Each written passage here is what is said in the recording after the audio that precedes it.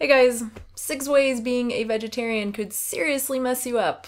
This is an article, if you can even call it that, written by Katherine Schreiber for Cosmo. Some of her other articles include "This one thing about the way you kiss says so much about your relationship," and my personal favorite, "What Donald Trump's comment about his penis really means." Those are any indication, this one should be a real gem. So the article starts with, "Going meatless can be awesome for your physical health as well as the planet's, but being a vegetarian doesn't come without its own risks. Whether you've lived meat-free for years or you're just about to get started, here are 6 health risks all non-animal eaters need to look out for." Sounds good! I am all for being open and honest about the potential problems with vegetarian and vegan diets. If we do not eat a well-planned vegetarian or vegan diet, we are at risk for low intakes for various nutrients: iron, zinc, calcium, vitamin A, vitamin D, lysine, iodine, omega-3, and of course, B12. But if I have learned anything from the numerous anti-veg propaganda pieces that I've covered on this channel, Katherine isn't going to talk about these issues, or she will kind of talk about them, but she won't make an effort to actually help vegetarians and vegans avoid these issues. But maybe I'm wrong. Number 1, low vitamin D. Yes, you can get vitamin D from plant sources and supplements, but there is a certain version of vitamin D, D3 that is, that only comes from animals. Sorry. Nope, I'm not wrong. While D3 cholecalciferol is typically derived from animal product, from lanolin, comes from sheep, it can be made from lichens, and there actually is a vegan vitamin D3 called VitaShine on the market. But even if VitaShine weren't available, would this even matter? Katherine seems to be implying that vitamin D3 is the only effective form of vitamin D available. She's wrong. Vitamin D2, ergocalciferol, is a synthetic form of vitamin D that is vegan, and it is readily available. And while many say that D2 is not as effective as D3 at raising vitamin D levels, the evidence says otherwise. As registered dietitian and vegan Jack Norris points out, a 2012 meta-analysis looking at both D3 and D2 found that D3 was more effective at raising D levels, but only when they were given in large supplemental doses, in doses of 50,000 international units or more. When taken in normal daily amounts of 1,000 to 4,000 IUs, D3 was only slightly better than D2. In the author's own words, there was no significant difference between D2 and D3 interventions in the raising of serum D concentrations when taken as a daily supplement. So take VitaShine if you like, or take the cheaper D2 option. I personally use the Diva brand of D2. It's very cheap. It's only $8 for a bottle of 90 tablets, 2,400 international units each. Pretty good deal. Be sure to bump up your calcium supplementation if you are cutting out meat, because low D levels, which is common among vegetarians, especially vegans, can lead to brittle bones. So her suggestion to vegetarians with low vitamin D levels is not to, supplement for vitamin D or get some sunshine, but to try to get around the issue by supplementing with calcium? Because I guess vegetarians just have no options when it comes to vitamin D, so we just shouldn't even try. Seriously, Katherine, if you're going to write an article presuming to know about vegetarian pitfalls and how to avoid them, at least do a modicum of research about vegetarian pitfalls and how to avoid them. Otherwise, leave the discussion to people who actually know what they're talking about. Thanks. And what about her assertion that low D levels are common in vegetarians, especially vegans? I don't know where she gets this information, probably because she provides no reference, but big surprise, she is wrong on this as well. While many studies looking at vegetarians and vegans have found that their vitamin D levels are lower than meat eaters, this doesn't mean that they are deficient.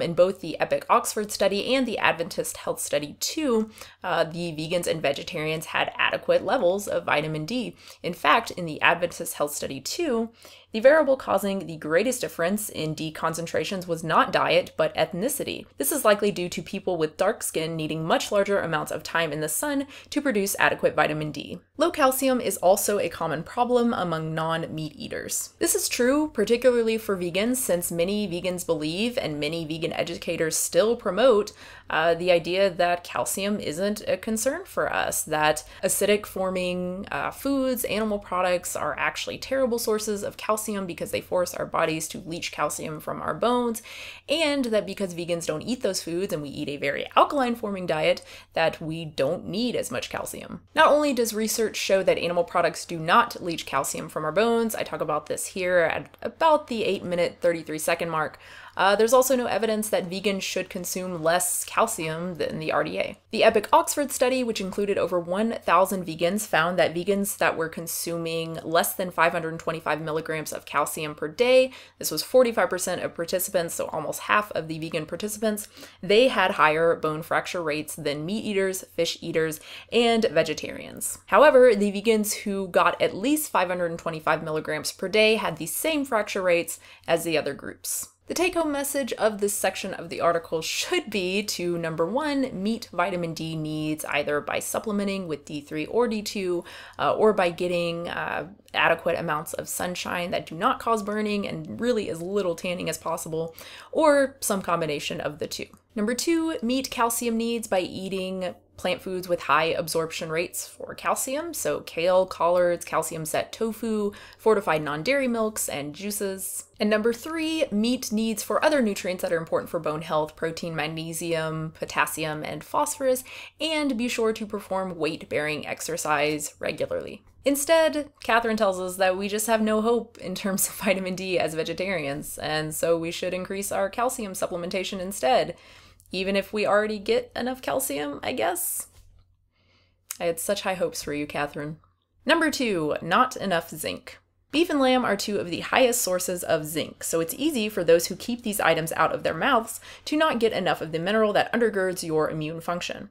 Luckily, the third highest source of the stuff is sunflower seeds. Enjoy the excuse to pop open a bag and crunch some if you're feeling under the weather. Maybe I was being a bit harsh before because that actually wasn't terrible. Zinc is one of the nutrients that vegans can easily miss out on, not because it's hard to get, but because, like with calcium, many vegans believe that it just isn't an issue. Just eat whole food plant-based and you'll get enough. The truth is, while it is easy to get enough zinc on a vegan diet, it is also easy to not get enough zinc on a vegan diet, particularly if you were eating a high-carb, low-fat vegan diet that is often low in or completely devoid of great zinc sources like beans and nuts. Your best bet for meeting zinc needs, which may be 50% higher than the RDA for vegans, is to eat plenty of protein. This means focusing on protein-rich plant foods like soy and other legumes like chickpeas and pinto beans, whole wheat products, nuts and seeds like sunflower seeds.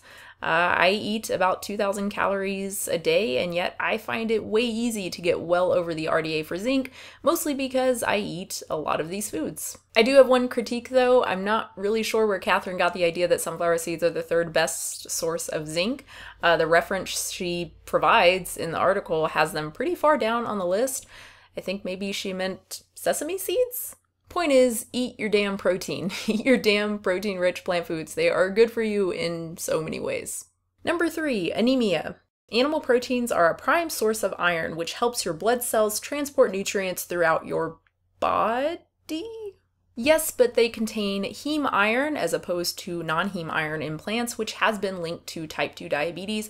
Of course, it's also associated with cancer, with colon cancer. This may actually explain the causal relationship between processed meat, and possibly red meat as well, and colon cancer. It's a much better idea to meet iron needs from healthier sources like soy and lentils, foods that are free from cholesterol and very, very low in saturated fat, as well as being great sources of fiber and antioxidants and protein and many other nutrients, including iron. Low iron levels can lead to a condition called anemia, which makes you fatigued, increases your heartbeat, and leaves you more winded from climbing the stairs. And a whole bunch of other stuff. Yeah, it's no fun, I know from experience. Although to be fair, I have been anemic as a vegan and an omnivore. And in fact, any premenopausal women, particularly those of us with long, heavy periods and low intakes of iron, is at risk for iron deficiency anemia. Anemia is a common problem for vegetarians, but you can offset your risk of the issue by bulking up on leafy greens, nuts, and soy. Even better, chocolate. It's no more common for vegetarians and vegans than it is for meat eaters. That's not to say that this isn't an issue. It is an issue, particularly for vegans, but it's only to say that, unlike B12, it is not predominantly a vegan issue. Again, many meat-eating, menstruating women become anemic. So another not so terrible section of the article. I would have liked some more information in terms of meeting iron needs for vegetarians and vegans, especially when it comes to absorption for non-heme iron. So for instance, it's really important to eat more vitamin C rich foods to get lots of vitamin C when you are consuming your iron, and to also avoid things that inhibit iron like calcium supplementation and coffee and tea. Number 4, anxiety. In 2012, scientists compared the mental health exams of over 240 vegetarians and 240 meat eaters. They found a noticeably higher rate of psych issues among those who didn't consume animal protein. 31% of vegetarians met the criteria for an anxiety disorder, whereas just 13% of meat-eating folks followed suit. So, according to the actual study, for depressive disorders, anxiety disorders, and somatoform disorders and syndromes, we found that on average, the adoption of the vegetarian diet follows the onset of mental disorders. Although differences in nutrition status before the actual start of the vegetarian diet affecting vulnerability to mental disorders cannot be ruled out completely, our temporal finding is more consistent with the view that psychological mechanisms cause the associations between vegetarian diet and mental disorders. It's perfectly plausible that people with certain mental disorders are just more likely to become vegetarian, possibly because they believe that eating a meat-free diet is healthier and that it may alleviate or even eradicate their symptoms or their disorder. I wonder where they got that idea. The sample size is also worth noting here. So there weren't actually 240 vegetarian participants, but instead 190 predominantly vegetarian and only 54 completely vegetarian. So 54 vegetarian participants. Nutrient deprivation could be one explanation for why there's more anxiety among vegetarians. Then why, according to the study that Katherine herself references, do the symptoms occur before the vegetarian diet is adopted? Again, Katherine, if you are not going to do just a teensy bit of research, which in this case just means reading the study that you reference, leave the discussion to people who actually give a shit. But how about the stress of worrying whether you can ever eat anything at the restaurants your friends pick, or fielding judgment for your eating habits? I have been fortunate enough to not have experienced these problems while going vegan and while being vegan. My loved ones have always been super supportive. I've never had any problem with finding something to eat at restaurants, going so far as actually bringing food when I was a raw foodist. Don't do that, you look like a crazy person.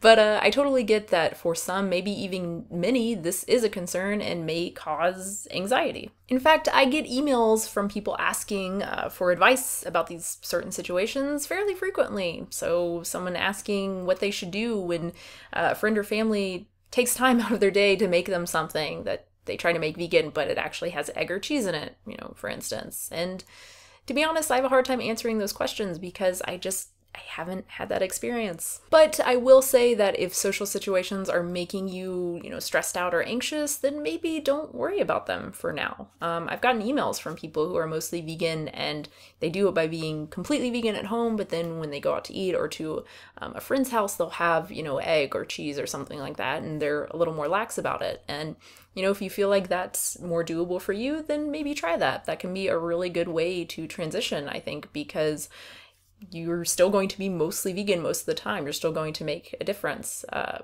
unless you dine out every single night or something, which if so, oh my gosh, how do you afford that? Or feeling the strain on your wallet because seitan is freaking expensive. Also true if you buy it pre-made. I only find it at Whole Foods and it's always organic and it's crazy expensive. But if you make it yourself, it is super cheap and actually super easy to make. And I know I talk about my seitan recipe all the time, and I promise I will have that up relatively soon.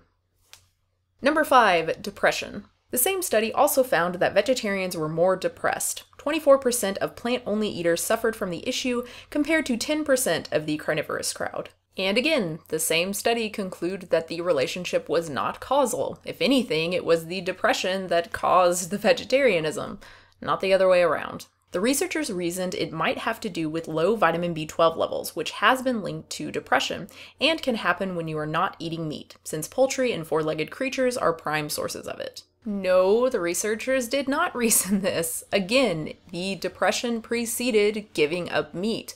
They do mention it and its connection to depression in the introduction, but nowhere do they mention B12 in the conclusion.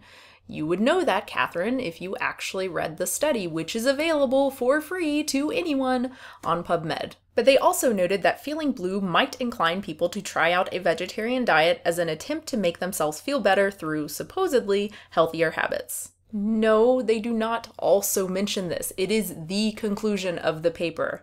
Again, Katherine would know this if she actually read the study, even if she just read the conclusion, even if she just read the last 2 sentences of the conclusion. Importantly, we found no evidence for a causal role of vegetarian diet in the etiology of mental disorders. Rather, our results are more consistent with the view that the experience of a mental disorder increases the probability of choosing a vegetarian diet, or that psychological factors influence both the probability of choosing a vegetarian diet and the probability of developing a mental disorder. Point is, there is no evidence that becoming vegetarian increases our risk for developing mental disorders. I talk about this in more detail here. That's not to say that we shouldn't concern ourselves with B12 deficiency, particularly vegans. According to the research, many vegans are B12 deficient, and every single vegan should supplement for B12. This is really important. But to suggest that there is something inherent to vegetarianism that increases the risk for, becoming depressed or anxious is nonsense. Number 6, eating disorders. If you thought your friend's veganism was always a cover for something more sinister, your hunch might be spot on.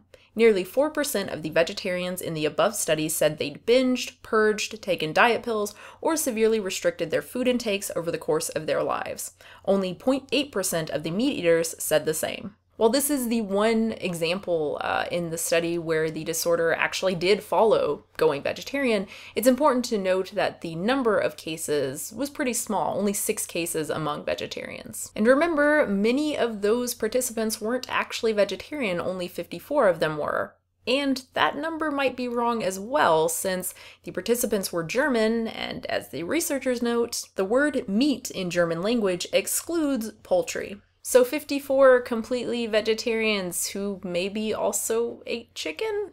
Another study found that people who'd received treatment for an eating disorder were 4 times more likely than the general population to never eat meat. Other research suggests about half of all people with an eating disorder, especially anorexia, eat some form of a vegetarian diet. But, as the authors of the study conclude, most of the eating disorder sample with a history of vegetarianism reported that the eating disorder preceded the adoption of a vegetarian diet. This finding is in line with research suggesting that vegetarian diets may be used to facilitate ongoing restriction rather than cause eating pathology. However, prospective research is needed for etiological clarity. So just like with the German study on anxiety and depression, in most cases, the eating disorder preceded giving up meat. Also, the authors speculate that this may have something to do with the reason for giving up meat in the first place. While none of the controls who had ever been vegetarian were primarily motivated by weight control, by weight loss, almost half of the ones with a history of eating disorder, almost half of them were primarily motivated by weight loss. I think this 2012 study on college-aged females is also worth noting here, partly because it actually separates vegetarianism into various categories: vegetarian, pesco-vegetarian, semi-vegetarian, and flexitarian. So in this case, the researchers found that it was actually the semi-vegetarians and flexitarians who scored higher in terms of restrictive eating behavior than omnivores, while the vegetarians and pesco-vegetarians did not. And just like with the previous study that was mentioned, the desire to lose weight likely plays a role. It appears that semi-vegetarians and flexitarians specifically may be more likely to experiment with restriction of animal products as a form of weight control than vegetarians and pesco-vegetarians. All that said, a connection between vegetarianism and eating disorders does make a little bit of sense for a couple of reasons. For one thing, giving up meat and other animal products is often sold as a way to lose weight. It's not impossible that some people who are giving up meat are really just dieting to lose weight and are eating too few calories in the process.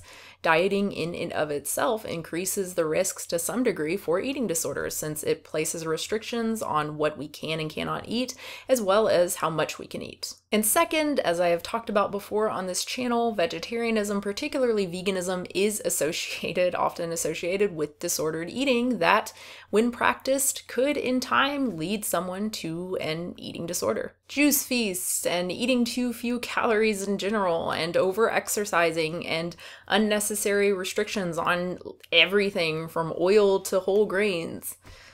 when one of the most popular YouTubers, vegan YouTubers, promotes fasting for physical and emotional improvement and weight loss, let's be honest, we have a serious problem. Anecdote alert, but I can personally relate to both of the above, the obsession with losing weight and disordered eating.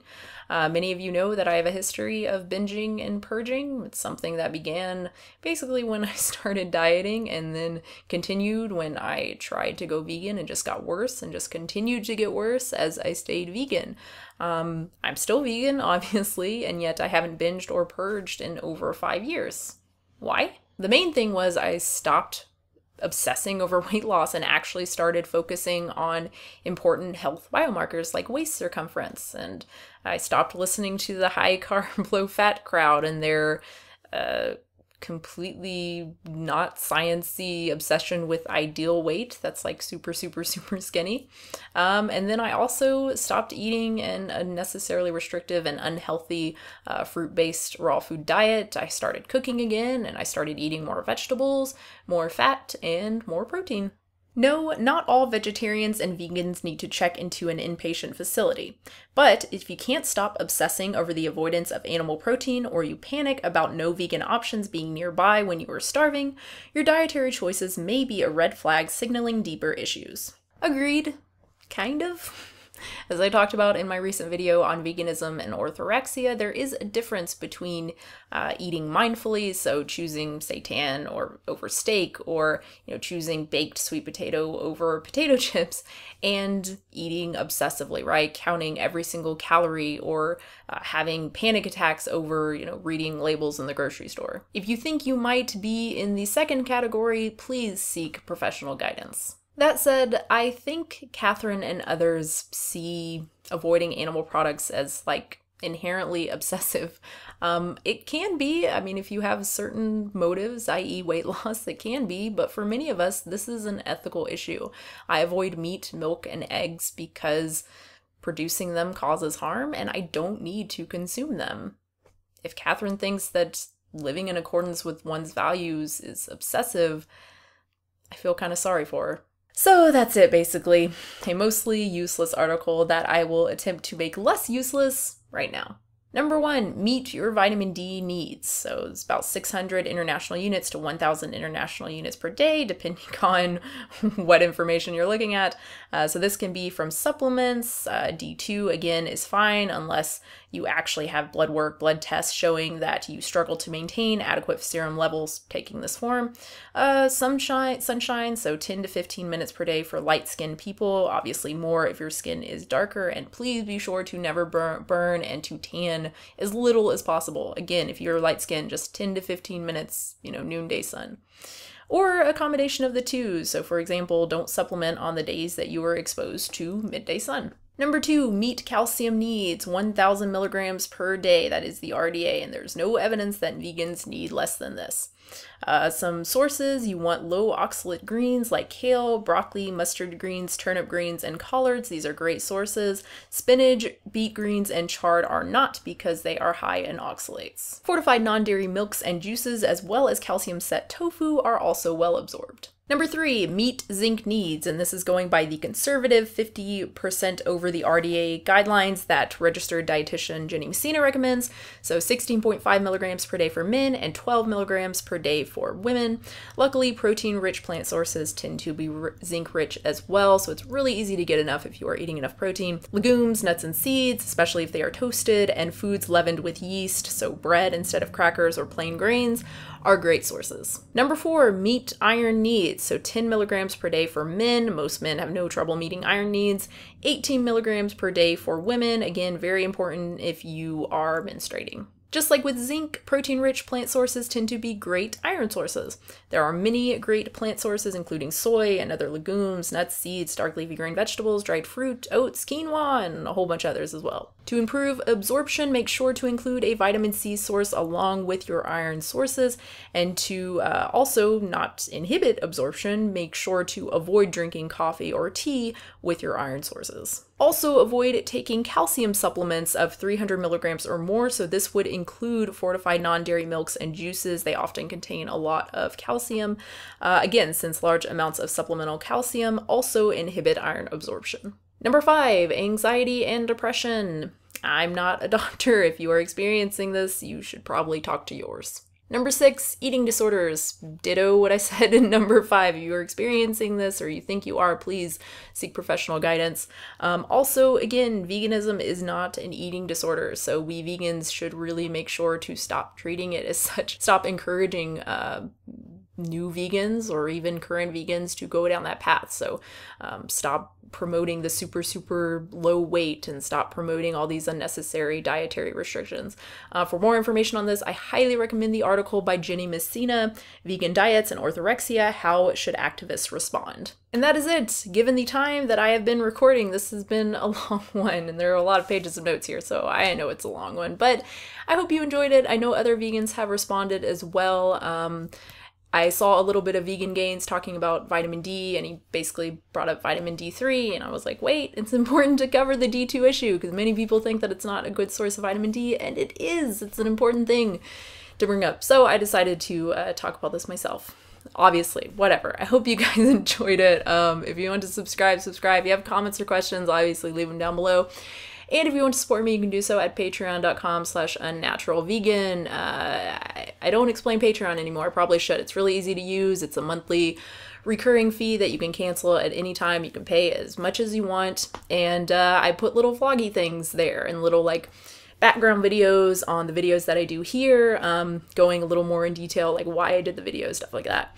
And other things as well, Q&A. So you can ask me questions there, and I may do a short little video about it. So yeah, thanks again, guys, and I will have a new video very soon.